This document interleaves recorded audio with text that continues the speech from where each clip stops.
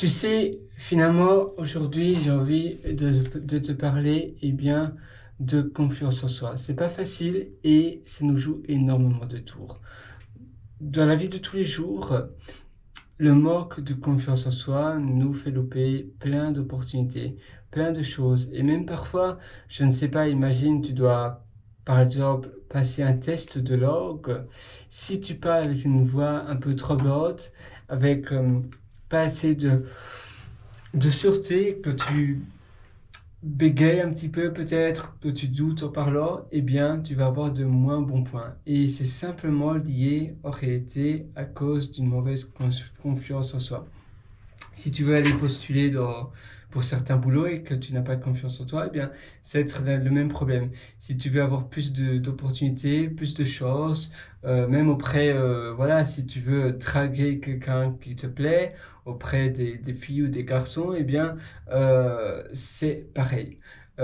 Auprès de n'importe qui finalement, la même chose si tu veux demander un meilleur salaire. Si,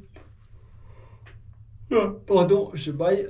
Si la personne devant, si le boss par exemple voit que tu n'as pas énormément confiance en toi, certainement tu vas pas avoir ta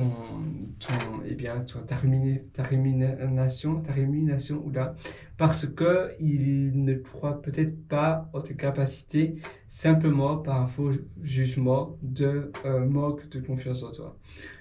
Et j'en passe et j'en passe et j'en passe parce que finalement il y a plein d'autres choses qui sont corrélées avec la confiance en soi, qui sont liées indirectement ou directement.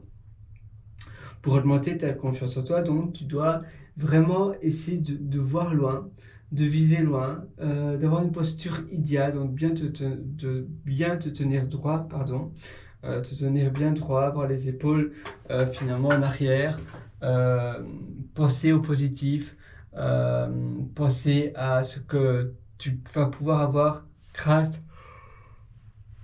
à une bonne tenue, grâce à finalement une posture confiante et, euh, et finalement grâce à aussi une vision optimiste de la vie.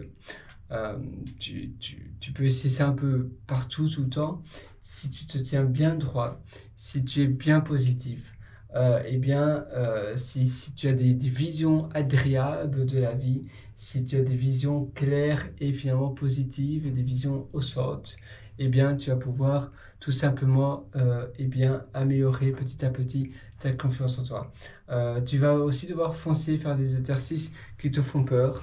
Moi, j'aime bien le dicton, c'est pas un dicton, hein, mais la phrase anglophone qui dit Do one thing that scares you every day. Donc, fais quelque chose qui te fait peur tous les jours, une chose. Voilà, tu peux en faire plusieurs, mais déjà une chose, c'est déjà pas mal. Donc, si ça te fait un peu peur, tu vas devoir le faire. Et si ça te fait peur, c'est dire que tu vas t'améliorer en le faisant. Parce que si tu ne le fais pas, tu vas toujours rester dans ta zone de confort, tu ne vas pas l'élargir et tu ne vas pas pouvoir combattre tes peurs. Et souvent, ces peurs-là sont liées par un manque de confiance en toi. Donc, je ne sais pas si tu vas aller parler à quelqu'un qui t'intimide assez fort, pour augmenter ta confiance en toi, peut-être d'abord tu vas lui parler avec peu d'assurance, avec une petite voix, parce que même si parfois on essaye de, eh bien, de se forcer à avoir une voix plus grave, à avoir une meilleure confiance, directement après le troisième ou le cinquième mot que tu parles avec cette personne, directement tu vas récupérer ta voix un peu tremblante, etc. Si c'est plus fort que toi, et finalement tu n'arrives pas à la contrôler. Et la même chose avec la posture. Mais bon, par la pratique, je suis sûr que tu vas pouvoir augmenter petit à petit ta confiance en toi. Malheureusement, ça ne se fait pas du jour au lendemain comme ça. Ça demande vraiment de la pratique. C'est quelque chose finalement qui demande pas mal d'efforts sur le long terme, mais je suis vraiment sûr que en pratiquant, tu vas arriver à bon port. Voilà. Décidément, je baille tout le temps. Voilà, donc j'espère que je t'ai pas transmis mon bâillement et que tu ne bailles pas non plus. Mais voilà, donc vraiment, la confiance en toi, c'est vraiment important. La confiance en toi, la confiance en soi. et essayer vraiment de la travailler un peu tous les jours, de bien te tenir droit et des habits qui sont agréables à porter, mais aussi si tu portes des habits tout le temps, des trainings, des jogging, des baskets, etc., c'est pas aussi d'habits qui te donnent le plus de confiance en toi.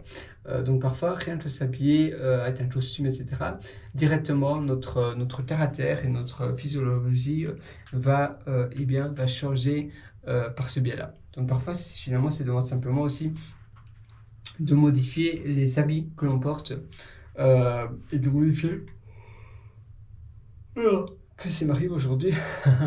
De modifier les habits que tu portes et aussi même les perceptions sur les choses.